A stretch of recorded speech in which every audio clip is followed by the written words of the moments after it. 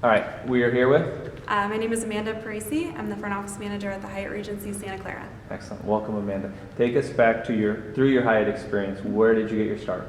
I started just over 6 years ago at the Hyatt Regency La Jolla as a front desk agent. I was currently majoring in hospitality and tourism management for San Diego State University. I was there for about a year and a half and then decided to do the CMT program after graduation, where I went to the Grand Hyatt New York. After my CMT, I decided to come back up to the West Coast to the Hyatt Regency Indian Wells, where I was an assistant front office manager. After that, I was promoted about a year later to guest services manager at the same property, and then decided to go to San Diego to work at the Manchester Grand Hyatt as the assistant housekeeping manager. After that position, I wanted to be promoted to a department head here at the Hyatt Regency Santa Clara. So first time department head in this position? Great. Yes. And do you feel like when you made that jump from the assistant exec housekeeper to front office manager here, were you prepared?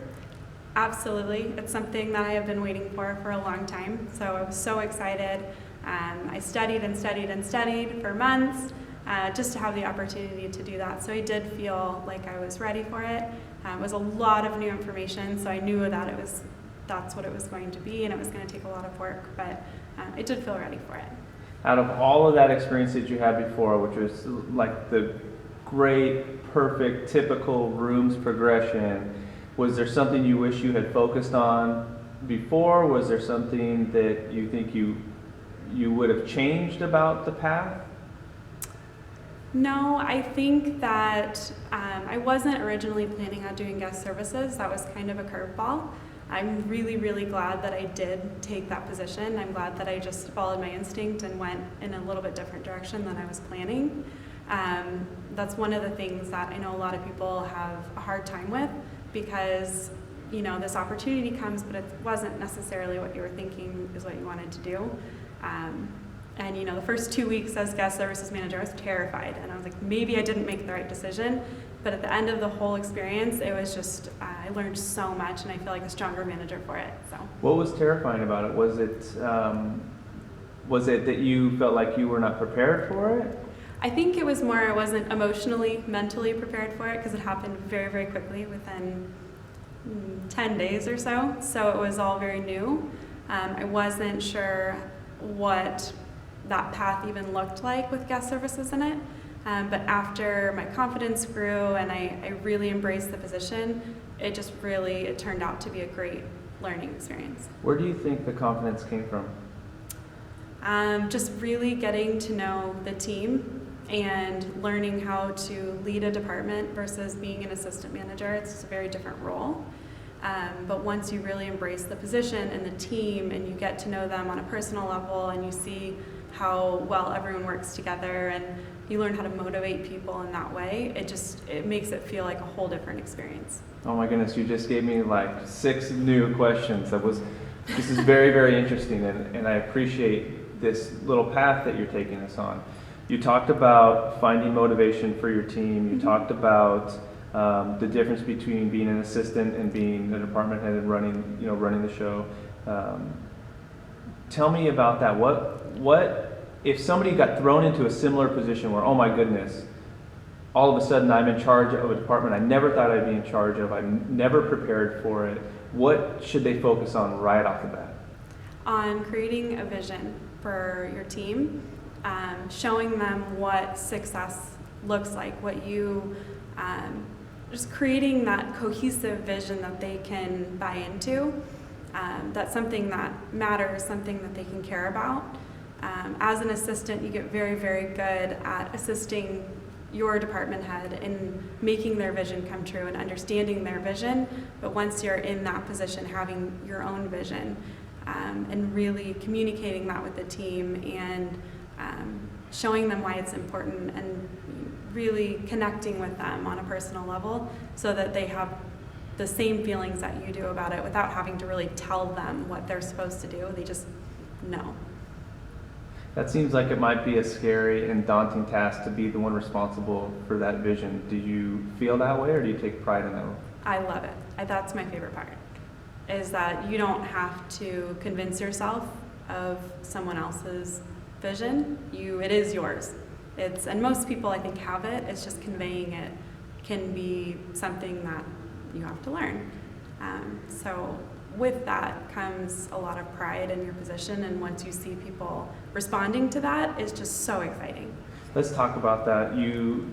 How do you convey that vision? Did you make some mistakes along the way? Did you find some things that didn't work? Do you think you have it all figured out now? Like, what if somebody was starting a new role, it was day one, and they had to create that vision? Is there anything you can keep them from stumbling over? You really have to sit down and think about it and talk to your mentors, who are not necessarily your direct boss, but sometimes they are, and get their feedback and what they feel is important, and you start to build it around that. It's really leading by example, being out there on the front line with your staff every moment of every day that you possibly can. And when you make a mistake, you just say you made a mistake. Everybody's human, and yes, I've made lots of mistakes along the way, and I don't have any problems just going back to the staff and saying, you know what, this probably didn't work the way that we thought it would. Let's talk about it. Let's try something different, and getting their feedback on how they want to do things as well. So it doesn't have to be, all one shot. It's not ever going to be perfect. You change it every single day if you have to. All right, let's try and give somebody some advice that wants to be in this role. They want to be the front office manager. They want to follow in your footsteps. Could you give some advice, or maybe talk about some attributes that this candidate should have to become a front office manager? Absolutely. That's a lot. It just takes a positive attitude. I like to say it's a yes attitude. Everything that comes your way is yes, absolutely, whether it's a training opportunity or whether it's just sitting down and talking to one of your associates about where they want to go in their next roles.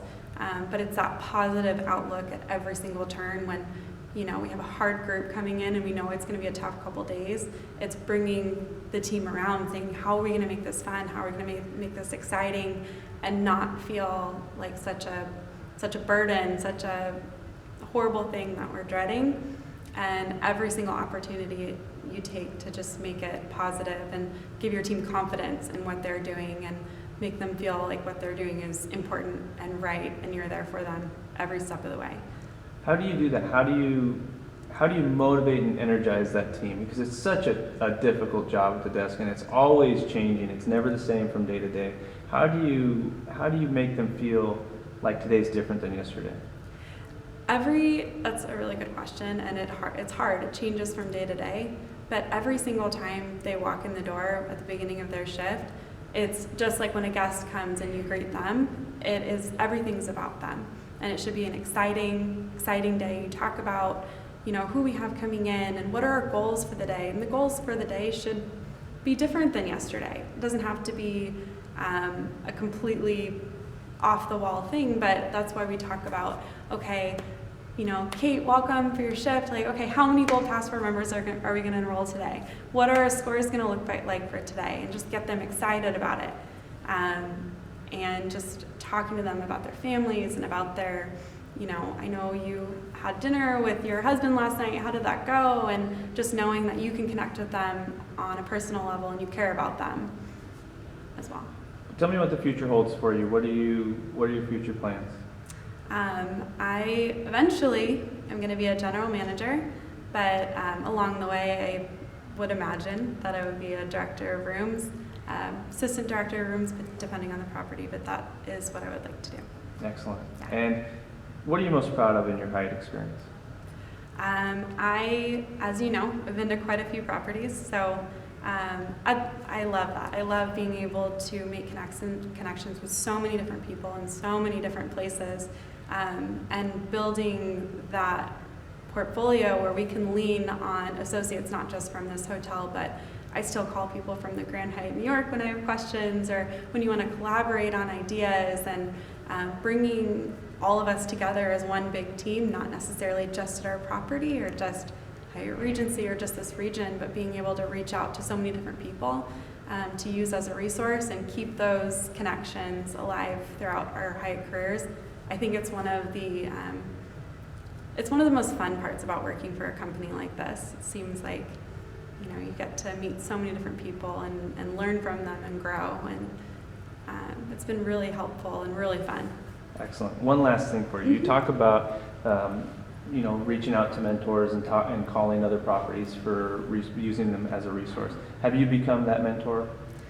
On many occasions, yes. And that happened, you know, throughout a long period of time. But I talk to people daily from other properties just about, okay, what was the most effective way that we did this at this property, or what's a different way that you might be doing that now? And I don't even think of myself necessarily as a mentor like that, but yeah, I talk to people all the time from different properties that we get to help grow their careers, and it's really rewarding. I bet it's going to be very gratifying, and I imagine you know, you would encourage that role if anybody needed any questions answered from you, or just wanted to run some things by you or look for advice, that we would open that up to them, and you would be more than willing to do that. Absolutely. Great. Well, thank you for your time today. I really enjoyed the conversation, Amanda, and I think this will be highly beneficial for some of those future leaders out there. Thank you. Excellent. Have a good afternoon. Okay, you too.